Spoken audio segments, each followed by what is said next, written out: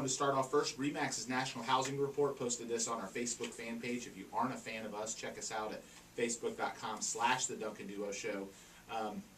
But basically, I talked about the statistics last week as well on the show, and how January was the slowest real estate month we've seen in a couple of years.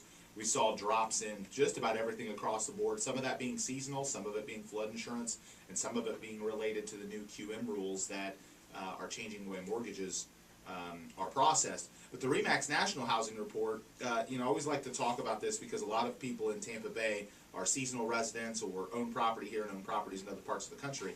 But I always like to give some updates about what's going on in some of the other markets. But transactions, number of homes sold year over year, the highest increases in markets.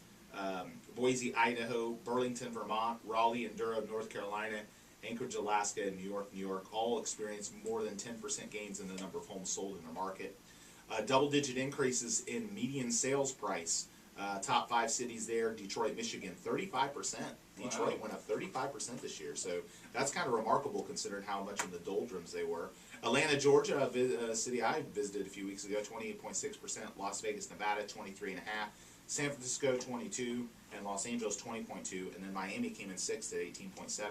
But we're going to talk a little bit about that today because we feel like a lot of the activity in Miami from the international crowd is kind of migrating its way north here. We're seeing a lot of traffic from people that can't find what they want in Miami and are settling for Tampa Bay.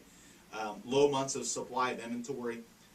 Lowest months of inventory in the country: Denver, 1.1 months of inventory. Basically, that means if you list a home, it's selling in like a month.